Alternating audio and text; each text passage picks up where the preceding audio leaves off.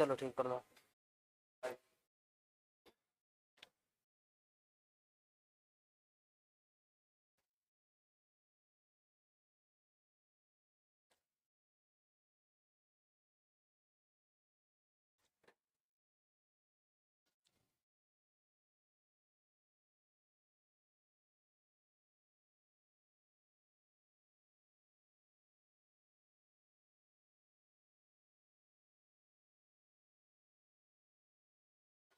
Good evening सभी साथियों को।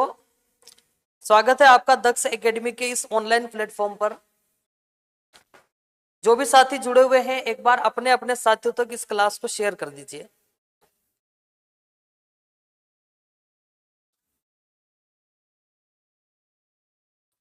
चलिए, अपना मेंसुरेशन का टॉपिक चल रहा था जिसके अंदर हमने वर्ग को क्लियर समझ लिया था। उसके बाद हमने आयत को समझा, फिर हमने त्रिभुज को समझा और त्रिभुज के बाद आज अपन पढ़ने वाले हैं चतुर्भुज। चतुर्भुज यानी क्वाड्रिलेटरल। ठीक है, क्वाड्रिलेटरल कितने टाइप के होते हैं, क्या क्या फॉर्मूले बनते हैं इसके, और किस किस टाइप के क्वेश्चन इसमें बने हुए हैं, वो अपन आज सीखेंगे। तो करते हैं आज के सेशन की शुरुआत। तो आप अपने साथियों तक इस क्लास को शेयर जरूर करिए। चलिए स्टार्ट करते हैं आज की अपनी क्लास को। देखो,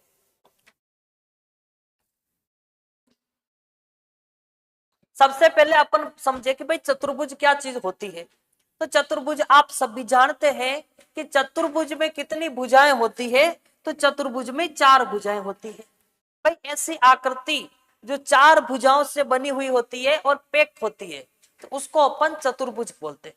अच्छा, वर्ग भी चतुर्भुज है क्या? बिल्कुल, वर्ग भी चतुर्भुज है।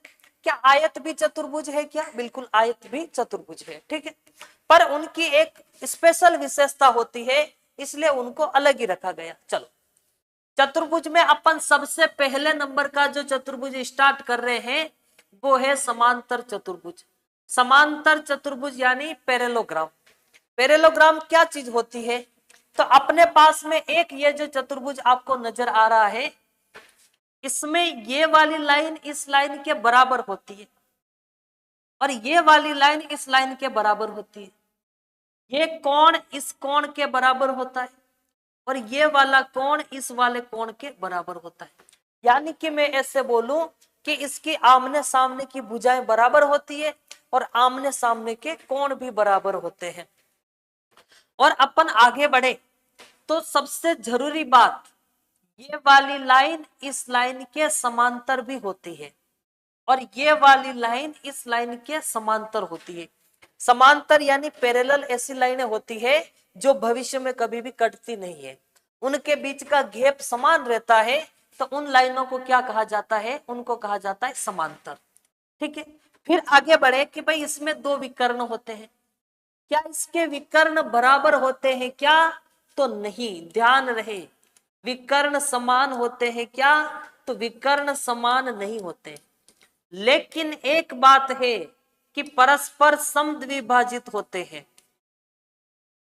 विकर्ण समान नहीं होते हैं, लेकिन दोनों विकर्ण जहां कटते हैं वहां एक दूसरे को आधा आधा कर देते हैं। भाई ये वाला विकर्ण और ये वाला विकर्ण जहां पे कटा वहां पे इन्होंने एक दूसरे को क्या किया? आधा कर दिया। तो ये चीज आपको ध्यान रखनी है। फिर आगे बढ़े कि भाई इसका परिमाप क्या होता है। तो परिमाप पे सीधी बाउंड्री जुड़ जाएगी। भाई ये लाइन, ये और ये सबको जोड़ देंगे। फिर आगे बढ़े कि भाई इसका क्षेत्रफल क्या होता है और इसका क्षेत्रफल निकाले तो समांतर चतुर्भुज का क्षेत्रफल होता है आधार इंटू ऊंचाई। समांतर चतुर्भुज का जब भी क्षेत्रफल निकालेंगे तो उसका क्षेत्रफल क्या आएगा? आधार इंटू ऊंचाई। अब बात यह है कि भाई आधार क्या होता है और ऊंचाई क्या होती है। तो जो बेस वाली लाइन आपको नजर आ रही है ये वाली लाइन कहलाती है आधार। आधार यानी नीचे वाली लाइन। और ऊंचाई ये होगी क्या? नहीं। ये होगी क्या? नहीं। ऊंचाई कभी भी तिरछी नहीं होती है। तो ऊंचाई कौन सी होगी? ये ऊंचाई होगी। ऐसी लाइन जो आधार पे 90 डिग्री पे बनती है वो कहलाती है ऊंचाई। ये कहलाएगी इस समांतर चतुर्भुज की हाइट। बताओ आधार कितना हो जाएगा, तो ये आधार हो जाएगा, या फिर इसको अपन नाम दे देते हैं ए बी सी डी और ई। तो इसका आधार होगा बी से सी तक, तो आधार क्या होगा बी सी। ऊंचाई क्या होगी, तो इसकी ऊंचाई होगी ए। सीधी बात, समांतर चतुर्भुज का क्षेत्रफल निकालेंगे तो क्या फॉर्मूला बनेगा, आधार इंटू ऊंचाई। गुड इवनिंग, गुड इवनिंग सभी को। बिल्कुल जो भी साथी जुड़े हुए हैं क्लास को अपने अपने साथियों तक शेयर जरूर करवाएं और पढ़िए। देखो चलिए, सब सीधी बात, समांतर चतुर्भुज का क्षेत्रफल आधार इंटू ऊंचाई। आगे बढ़े, सम चतुर्भुज यानी रोम्बस। सम चतुर्भुज वह चतुर्भुज होता है जिसकी सभी भुजाएं बराबर होती है। सम का मतलब होता है समान, और चतुर्भुज यानी चारों भुजाएं। यानी इस चतुर्भुज की अगर सभी भुजाएं बराबर है तो वो चतुर्भुज क्या कहलाता है, सम चतुर्भुज। अगर ये भुजा ए है तो ये भी ए होगी, और ये भी ए, और ये भी ए। क्लियर, चारों भुजाएं बराबर होती है। फिर आगे बात करें कि भाई एक तो होता है इसका ये विकर्ण, एक होता है यहां विकर्ण, और दूसरा विकर्ण यहां होता है। अगर मैं आपको बोलूं कि विकर्ण बराबर होते हैं क्या, तो आप बताओगे कि नहीं, विकर्ण समान नहीं होते हैं, विकर्ण समान नहीं होते हैं। अच्छा, सम चतुर्भुज में भी विकर्ण समान, इसमें भी विकर्ण समान नहीं होते हैं। ठीक है, विकर्ण समान नहीं होते, पर एक विशेषता होती है इसकी जो आपको मैंने वर्ग में भी बताई थी। भाई इसके दोनों विकर्ण जहां पर भी कटते हैं वहां 90 डिग्री पे कटते हैं। विकर्ण जहां पर कटते हैं वहां कितना डिग्री बनाते, 90 डिग्री बनाते। तो ये विशेष है, 90 डिग्री पर समद्विभाजित होते हैं। इसके जो विकर्ण होते हैं 90 डिग्री पर समद्विभाजित होते हैं। विकर्ण जहां कटते हैं वहां कितना डिग्री बनाते हैं, 90 डिग्री। और 90 डिग्री बनाने के साथ साथ ही दोनों विकर्ण जहां कटेंगे वहां एक दूसरे को आधा आधा कर देंगे। भाई सबसे पहले अपन बात करें कि इसका परिमाप क्या होगा। परिमाप का मतलब होगा बाउंड्री, और बाउंड्री में ए कितनी बार आ रहा है, तो 4 बार, तो इसका परिमाप आ जाएगा 4a। फिर आगे बढ़े कि भाई इसका क्षेत्रफल क्या होगा। अगर इसका क्षेत्रफल निकालें तो क्षेत्रफल के लिए आपको एक लाइन बताई, भाई जिस भी आकृति के विकर्ण अगर 90 डिग्री पर कटते हैं तो उनका क्षेत्रफल निकालना थोड़ा आसान होता है। क्यों आसान होता है, कि भाई विकर्ण अगर 90 डिग्री पर कट रहे हैं तो 1/2 इंटू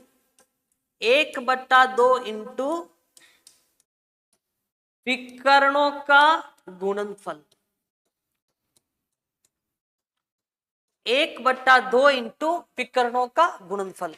भाई 1/2 इंटू दोनों विकर्णों का अगर गुणा कर देंगे तो हमें इसका क्षेत्रफल मिल जाएगा। चलिए, इसका परिमाप होता है 4a और इसका क्षेत्रफल आएगा 1/2 इंटू विकर्णों का गुणनफल। आगे बढ़ते हैं, नेक्स्ट समलंब चतुर्भुज यानी ट्रेपेजियम। बताओ यहां तक सबके बात समझ में आ गई है। सीईटी का फॉर्म कब भरा है, भाई अभी तक कोई इसकी डेट नहीं आई है, लेकिन आपको ध्यान रहे कि सीईटी की एग्जाम डेट आ गई है, और अगर एग्जाम डेट आ गई है तो एग्जाम डेट से 2 से 3 महीने पहले फॉर्म फिलअप हो जाएंगे। तो फॉर्म बहुत जल्द स्टार्ट हो जाएंगे। डेट दे दी है तो अपने बोर्ड ने डेट दे दी है तो अपने तैयारी से मतलब है, अपनी तैयारी स्टार्ट रखिए। एग्जाम डेट होगा उसी दिन होगा, तो भाई उससे पहले फॉर्म हमसे बिल्कुल भरवाए जाएंगे। क्लियर, चलो बढ़ते हैं आगे। देखो समलंब चतुर्भुज यानी ट्रेपेजियम, क्या होता है समलंब चतुर्भुज। तो समलंब चतुर्भुज में भाई या तो ये वाला डायग्राम होता है या फिर ये वाला होता है। क्या विशेषता इसकी, इसमें 2 लाइनें समांतर होती है। भाई चतुर्भुज में कितनी भुजाएं होती है, 4, तो 4 में से ये वाली लाइन इस वाली लाइन के समांतर है। ठीक है, ये दोनों लाइनें क्या है, समांतर है। क्या ये समांतर है क्या, नहीं, अगर मैं इनको आगे बढ़ाऊंगा तो ये आगे जाके कट जाएगी। तो समलंब चतुर्भुज वो आकृति होती है जिसमें दो लाइनें समांतर होती है। और यहां पर समांतर कौन है? तो एक तो ये लाइन और एक ये लाइन, दोनों लाइनें समांतर है। फिर इनके बीच जो यहाँ गैप आ रहा है वो का वही गैप आगे भी आएगा। तो इनके बीच जो दूरी है या फिर ऐसे बोल सकते हैं कि इसको हाइट बोलेंगे। भाई ये वाली लाइन और ये वाली लाइन तो समांतर है, और अगर ये दोनों लाइनें समांतर है तो इनके बीच की दूरी समान होगी क्या? बिल्कुल, इनके बीच की दूरी समान होगी। चलो आगे बढ़े भाई। इस डायग्राम में देखें तो ये लाइन और ये लाइन समांतर है। चार भुजाओं में से कोई सी भी दो भुजाओं का सेट समांतर होता है। क्या ये दोनों समांतर है? क्या नहीं। और ये दोनों लाइनें समांतर है तो इनके बीच की दूरी कौन सी होगी? ये वाली दूरी होगी, जिसको अपन क्या बोलते हैं? हाइट। और यहां पर हाइट कौन सी होगी? ये। भाई समलंब चतुर्भुज के लिए सीधा ही फॉर्मूला है, क्या है? तो समलंब चतुर्भुज आ जाए तो 1/2 इंटू 1/2 इंटू समांतर भुजाओं का योग, समांतर भुजाओं का योग इंटू ऊंचाई। समांतर भुजाएं दे रखी है, उनको जोड़ के उनकी हाइट से गुणा करने से समलंब चतुर्भुज का क्षेत्रफल मिल जाएगा। भाई सीधी सारी चीजें दे रखी होती है, सिर्फ आपको फॉर्मूला पता होना चाहिए, आराम से आप इसके आंसर तक पहुंच सकते हैं। बताओ समलंब चतुर्भुज का क्षेत्रफल कैसे निकलेगा? तो 1/2 इंटू समांतर भुजाओं का योग इंटू ऊंचाई। चलिए बताइए, यहां तक बात सबकी क्लियर समझ में आ गई? बिल्कुल ठीक है। देखो नेक्स्ट आगे बढ़े। देखो भाई और अन्य टाइप के कोई चतुर्भुज बनते हैं तो वो कैसी स्थिति बनती है? भाई एक हमें ये चतुर्भुज दे रखा है, इसकी ये चार भुजाएं और ये क्या दे रखा है? विकर्ण। तो जब भी आपको ऐसा चतुर्भुज दिया रहे कि एक तो उसका विकर्ण दे दें, एक तो क्या दिया जाए? विकर्ण दिया जाए। फिर और बाकी इस विकर्ण पे एक शीर्ष लंब ये डाल रखा है, शीर्ष से विकर्ण पर एक लंब खींचा गया है, और एक इस शीर्ष से इस लंब पर, इस विकर्ण पर एक लंब खींचा गया है। भाई एक तो आपको बीच का विकर्ण दे रखा है और एक त्रिभुज के दोनों चतुर्भुज के शीर्षों से दो शीर्ष लंब दे रखे। एक शीर्ष लंब यहां दिया है और एक शीर्ष लंब इधर दिया है, और साथ में आपको क्या दिया है? एक विकर्ण दिया है। जब भी आपको चतुर्भुज का एक विकर्ण दे दे और दो शीर्ष लंब दे दे, तब आप क्या करेंगे? तो तब आपको क्षेत्रफल निकालने का फॉर्मूला ध्यान रखना है कि 1/2 इंटू विकर्ण इंटू विकर्ण पर डाले गए, विकर्ण पर 1/2 इंटू विकर्ण पर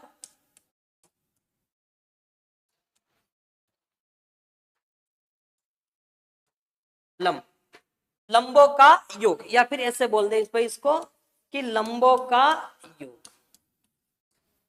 1/2 इंटू विकर्ण इंटू विकर्ण पर डाले गए लंबों का योग। अगर आपको ये विकर्ण दे रखा है, या फिर मैं इस चीज को ऐसे लिख दूं कि ये विकर्ण दिया है तो यहां आ जाएगा, फिर इसको और इसको जोड़ के लिख देंगे तो वो आगे आ जाएगा। चलिए बताओ, यहां तक कंप्लीट समझ में आ गई बात आपके? और आगे बढ़े भाई, और क्या स्थिति बन सकती है इसकी? तो देखो अगर हमें एक ऐसे चतुर्भुज दे रखा है, भाई नहीं पता कि भाई अभी तक हमने पढ़ा उसमें ये कौन से टाइप का है, तो एक काम करें कि भाई इसमें यहां एक लाइन दे रखी है ABCD, इसकी एक तो हमें चारों भुजाएं दे रखी है और एक साथ में विकर्ण दे रखा है। एक तो इस चतुर्भुज की चारों भुजाएं दी है और चारों भुजाओं के साथ में एक विकर्ण दे रखा है। तो अपन एक काम करेंगे कि भाई इसको दो त्रिभुजों में बांट देंगे।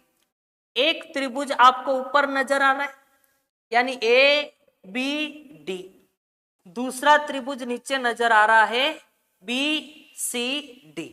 तो जब हमें इस पूरे चतुर्भुज का क्षेत्रफल चाहिए तो अपन सीधा लिख देंगे कि त्रिभुज ए बी डी का क्षेत्रफल प्लस त्रिभुज बी सी डी का क्षेत्रफल, त्रिभुज बी सी डी का क्षेत्रफल। भाई दो एक चतुर्भुज दिया था हमें और साथ में एक विकर्ण दे रखा है, तो इस विकर्ण की वजह से क्या हुआ कि ये चतुर्भुज दो त्रिभुजों में बट गया, और दो त्रिभुजों में बट गया अपन दोनों त्रिभुजों का अलग अलग क्षेत्रफल निकाल के अगर जोड़ देंगे तो हमें इस पूरे चतुर्भुज का क्षेत्रफल मालूम चल जाएगा। चलिए बताइए यहां तक आप सबके बात समझ में आ गई है? तो अपन आगे चलते हैं अपने क्वेश्चन की तरफ। चलो देखो आगे बढ़े। चलिए सबसे आज का पहला क्वेश्चन देखो, स्टार्ट करें। आयत एक्स वाई जेड यू, एक आयत दे रखा है एक्स वाई जेड यू की भुजा यू जेड बराबर 5 सेमी है। यू जेड यानी ये वाली लाइन कितनी दे रखी है 5 सेमी, ठीक है। और एक्स यू बराबर 4 सेमी है। एक्स यू ये लाइन कितनी दे रखी है 4। तो आगे बताना है कि समांतर चतुर्भुज के एल जेड यू, के एल जेड यू यानी एक समांतर चतुर्भुज बन रहा है। ये देखो जो रेड कलर का अपन चतुर्भुज बना रहे हैं वो बात कर रहे हैं।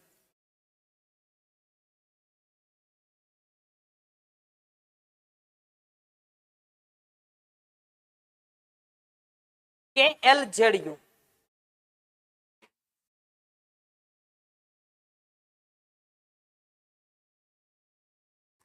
के एल जेड यू देखो, के एल जेड यू एक समांतर चतुर्भुज कहां बन रहा है देखो, के एल जेड यू। भाई हमें इस चतुर्भुज का क्षेत्रफल बताना है और आप मुझे बताइए समांतर चतुर्भुज का क्षेत्रफल क्या होता है। तो समांतर चतुर्भुज का क्षेत्रफल होता है आधार इंटू ऊंचाई। चलो अब बताओ समांतर चतुर्भुज का आधार कितना है। तो समांतर चतुर्भुज का आधार 5 है। क्या इसकी ऊंचाई पता है क्या? तो आप थोड़ा ध्यान से देखें तो ये वाली लाइन कितनी दे रखी है 4, और ये अगर 4 है तो बताओ यहां भी कितनी होगी 4 होगी। तो समांतर चतुर्भुज का आधार कितना आ गया? समांतर चतुर्भुज का आधार तो आ गया 5 और इसकी ऊंचाई कितनी आ गई 4। और जब हमें समांतर चतुर्भुज का आधार और ऊंचाई दे दे तो बताओ इसका क्षेत्रफल क्या बन सकता है? ये कमेंट करके बताइए भाई, आधार दे रखा है और ऊंचाई दे रखी है तो इसका क्षेत्रफल निकालने का सूत्र क्या बनता है? क्षेत्रफल कैसे निकलेगा? आधार इंटू ऊंचाई। बताओ आधार और ऊंचाई का गुणा करना है तो देखो आधार कितना दे रखा है 5, ऊंचाई कितनी 4, तो 5 का गुणा 4 से करोगे तो 20। अब यहाँ 20 दो जगह लिखा हुआ है, लंबाई सेंटीमीटर में दे रखी थी तो 20 क्या आएगा सेमी स्क्वायर, और इसी स्क्वायर को अपन ये भी बोल सकते हैं कि 20 स्क्वायर को वर्ग बोलते हैं तो 20 वर्ग सेमी, और 20 वर्ग सेमी आएगा ऑप्शन नंबर डी में जो कि इसका करेक्ट आंसर होगा। समांतर चतुर्भुज का क्षेत्रफल आधार इंटू ऊंचाई 20। चलिए बढ़िया आगे देखो, आगे बढ़ते हैं। नेक्स्ट, एक समचतुर्भुज, एक समचतुर्भुज के विकर्णों की लंबाइयां 10 सेंटीमीटर और 24 सेंटीमीटर। एक समचतुर्भुज दे रखा है और उसके विकर्ण दे रखे हैं, एक विकर्ण तो 10 है और दूसरा विकर्ण 24 है, तो उसका परिमाप होगा। क्या पूछ लिया हमसे? परिमाप पूछ लिया। भाई समचतुर्भुज क्या होता है? तो अपन अगर एक डायग्राम ले, यहां ये लीजिए, ये तो है एक वर्ग, और इसी वर्ग को अपन बना ले समचतुर्भुज। ठीक है, ये एक समचतुर्भुज बन गया। और इस समचतुर्भुज के विकर्ण दे रखे 10 सेमी और 24 सेमी। भाई एक विकर्ण दिया है 10, यानी मान लेते हैं कि ये वाला विकर्ण कितना दे रखा है 10, और ये विकर्ण दे रखा है 24। एक विकर्ण 10 है और दूसरा विकर्ण दे रखा है 24। अब आप सीधा समझे तो भाई दोनों विकर्ण जहां पर कटते हैं वहां कितना डिग्री बनता है, 90 डिग्री बनता है। ये बात आप समझ के आए हैं कि समचतुर्भुज के विकर्ण 90 डिग्री पर प्रतिच्छेदित करते हैं और साथ ही साथ समद्विभाजित भी होते हैं। अगर ये विकर्ण 10 है तो इसका आधा 5 इधर होगा और 5 इधर होगा। ये विकर्ण 24 है, मैं यहां लिख देता हूं कि ये वाला पूरा विकर्ण कितना है 10, या फिर छोड़ो इसको, पहला वाला विकर्ण कितना था 10, 10 में से यहां से आधा हो जाएगा, 5 इधर और 5 इधर। ठीक है, फिर ये वाला विकर्ण दे रखा है 24, एक 10 है और दूसरा कितना है 24। 24 में से क्या होगा, 12 इधर और 12 इधर। ठीक है भाई, एक विकर्ण 10 था तो 5-5 कर दिया, दूसरा 24 था तो 12-12 कर दिया। ठीक है, अब आगे बढ़े तो उसका परिमाप होगा। और आपको मालूम है कि भाई परिमाप ज्ञात करने के लिए भुजाएं होनी चाहिए। भाई परिमाप तो बाउंड्री पे होता है और बाउंड्री नहीं दे रखी है हमें, तो बाउंड्री अपन निकाल लेंगे। कैसे निकालेंगे, तो अगर मैं सिर्फ इसे ट्राइंगल को लूं, सिर्फ हरे हरे कलर वाला जो त्रिभुज बन रहा है उसको देखो, तो क्या ये आपको एक समकोण त्रिभुज नजर आ रहा है? बिल्कुल। आप कहेंगे बिल्कुल ये भुजा मान लेते हैं ए है, तो ये हमें एक समकोण त्रिभुज नजर आ रहा है। और समकोण त्रिभुज में पाइथागोरस प्रमेय चलती है, उससे अपन क्या करेंगे भाई, ये ए निकाल लेंगे। अच्छा ये ए है क्या चीज है, तो ये एक कर्ण होगा, क्योंकि 90 डिग्री के सामने कर्ण होता है। ये आधार हो जाएगा तो ये लंब हो जाएगा। और कल आपको बताया था 5, 12 और 13 का जोड़ा होता है, तो ये भुजा कितनी आएगी, 13 आएगी। या फिर अपन निकाल लें, कर्ण की जगह कौन है, ए है, तो कर्ण का स्क्वायर तो एक तरफ, फिर बचे हुए कौन है 12 और 5, तो 12 का स्क्वायर प्लस 5 का स्क्वायर एक तरफ। बताओ ए स्क्वायर बराबर 12 का स्क्वायर 144, 5 का स्क्वायर 25, ए स्क्वायर बराबर 144 में 25 को जोड़ेंगे तो 169 आएगा। ए चाहिए, स्क्वायर को बराबर के उधर भेज देंगे तो 169 पे वर्गमूल बनेगा। 169 का वर्गमूल क्या होता है 13, यानी इस वाले चतुर्भुज की भुजा कितनी आ गई है 13। बताओ यहां पर 13 है तो यहां पर भी 13 होगा, यहां पर भी 13 होगा और यहां पर भी 13 होगा। और 13 कितनी बार आ रहा है, 4 बार आ रहा है, तो इसका परिमाप हो जाएगा 52, यानी 13 13 13 13, 13 चौके कितना आएगा 52। बताओ यहां तक बात सबके क्लियर समझ में आ गई। डी, किस क्वेश्चन का डी बता रहे, हाँ पहले वाले क्वेश्चन का डी था। इसका क्या आंसर आएगा, इसका आंसर बनेगा सी। चलो बढ़ते आगे, देखो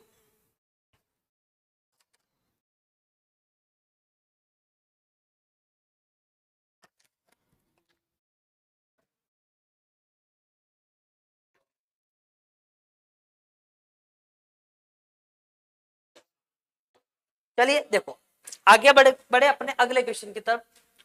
एक समचतुर्भुज में विकर्ण 45 सेमी और 32 सेमी है। एक समचतुर्भुज, समचतुर्भुज क्या होता है भाई, जिसकी सभी भुजाएं समान होती है। अभी जस्ट पढ़ा था समचतुर्भुज, तो समचतुर्भुज का क्षेत्रफल क्या होगा। बताओ विकर्ण दे रखे हैं तो समचतुर्भुज का क्षेत्रफल कैसे निकलेगा। समचतुर्भुज का क्षेत्रफल, या फिर इसको थोड़ा सही लिख दे, अगर विकर्ण दे रखे हैं तो समचतुर्भुज का क्षेत्रफल, और समचतुर्भुज का क्षेत्रफल क्या आएगा 1/2 इंटू विकर्णों का गुणनफल, 1/2 इंटू विकर्णों का गुणनफल। बताओ, सीधा ही फॉर्मूला लगाना है। 1/2 इंटू पहला विकर्ण कितना दे रखा है 45, दूसरा विकर्ण कितना दे रखा है 32। अब बताओ, पहला विकर्ण 45 है, दूसरा 32 है, 2 से 32 कट जाएगा 16 बार। 16 का 45 से गुणा करेंगे, 16 5 80, 8 16 4 64 और 8 कितना होता है 72, 720 और 720 आएगा ऑप्शन नंबर सी में। चलिए पढ़ते आगे आगे। नेक्स्ट क्वेश्चन अपना समझ में आ गया होगा सभी के। नेक्स्ट, एक समलंब चतुर्भुज, बताओ कौन सा चतुर्भुज है, समलंब चतुर्भुज। नाम आते ही आपको उसका सूत्र पता चल जाए। समलंब चतुर्भुज का क्षेत्रफल निकलता है 1/2 इंटू समांतर भुजाओं का योग इंटू ऊंचाई। उसकी समांतर भुजाएं 10 सेमी और 16 सेमी है, या फिर अपन यह बना ले, ये लो, ये एक समलंब चतुर्भुज है, ठीक है। अब इसकी समांतर भुजाएं 10 और 16 है, तो ये वाली भुजा 10 है और ये कितनी है 16 है, और इसकी ऊंचाई 6 सेमी है। ऊंचाई का मतलब ये वाली लाइन, ये वाली लाइन कितनी दे रखी है 6, तो उसका क्षेत्रफल क्या होगा। तो समलंब चतुर्भुज का क्षेत्रफल क्या होता है 1/2 इंटू समांतर भुजाओं का योग, समांतर भुजाओं का योग इंटू ऊंचाई यानी कि हाइट। चलो बढ़ो आगे, 1/2 इंटू समांतर भुजाएं कौन है 10 और 16, तो 10 प्लस 16, बताओ ऊंचाई कितनी है 6 है, ठीक है। 1/2 इंटू 10 और 16 कितना होता है, तो 26 इंटू 6, 2 से 6 को काट दीजिए कितनी बार 3 बार, फिर 3 का 6 26 से गुणा करते, 6 3 18, 3 2 6 और 1 7, 78 सेमी स्क्वायर, और 78 सेमी स्क्वायर आएगा ऑप्शन नंबर ए में। चलिए मेरे हिसाब से यहां तक बात समझ में आ गई होगी आपके। बढ़ते हैं आगे अपने नेक्स्ट क्वेश्चन की ओर। देखो, एक चतुर्भुज आकार के क्षेत्र का विकर्ण 24 मीटर है। विकर्ण कितना दे रखा है 24 मीटर, और शेष सम्मुख शीर्षों से बनाए गए लंब 8 मीटर और 13 मीटर है। भाई दो लंब दे रखे हैं हमें, शीर्ष लंब कितना दे रखा है, एक शीर्ष लंब दे रखा है 8 और दूसरा दे रखा है 13, और साथ में क्या दिया गया है विकर्ण।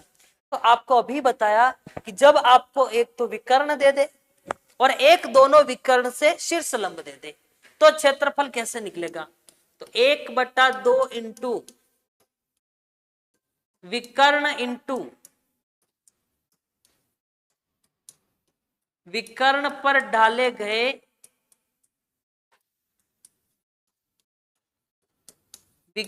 डाले गए लंबों का योग, ठीक है। चलो बताओ, 1/2 इंटू विकर्ण कितना दे रखा है 24, दोनों लंब का योग बताओ। पहला लंब कितना दिया है 8, दूसरा कितना दिया है 13, यानी 8 प्लस 13 यहां आ जाएगा। आगे बढ़े, 1/2 इंटू 24 इंटू 8 और 13 कितना होता है 21, 8 और 13 कितना 21। भाई 2 से 24 को काट दो कितनी बार 12 बार, 12 का गुणा 21 से कर दो, तो 21 इंटू 2 42 और 4, और 21 और 4 कितना होता है 52, 252 मीटर में दिया है, तो 252 मीटर स्क्वायर, और 252 मीटर स्क्वायर आएगा ऑप्शन नंबर बी में। चलिए आज हमने चतुर्भुज के बारे में क्वेश्चन लिए, और सबसे पहले हमने चतुर्भुज की डी और ए। चलिए बहुत बहुत धन्यवाद आपका। यदि आपको क्लास समझ में आई है, या फिर आपको अच्छे से समझ में आ रहा है, या फिर इसमें और कोई अलग टॉपिक लेना है, या फिर इसको कोई चेंज करना है, तो आप जरूर कमेंट करके बताइए कि या फिर ये टॉपिक पढ़ाइए, या ये समझ में नहीं आ रहा है, या इतनी बजे पढ़ाइए। जो कुछ भी आपके भाव है, अपने अपने कमेंट है, वो आप कमेंट करके बताइए। चलिए बहुत बहुत धन्यवाद आपका, और इस क्लास को आप जरूर अपने साथियों तक शेयर करिए, लाइक करिए और चैनल को सब्सक्राइब करें। धन्यवाद।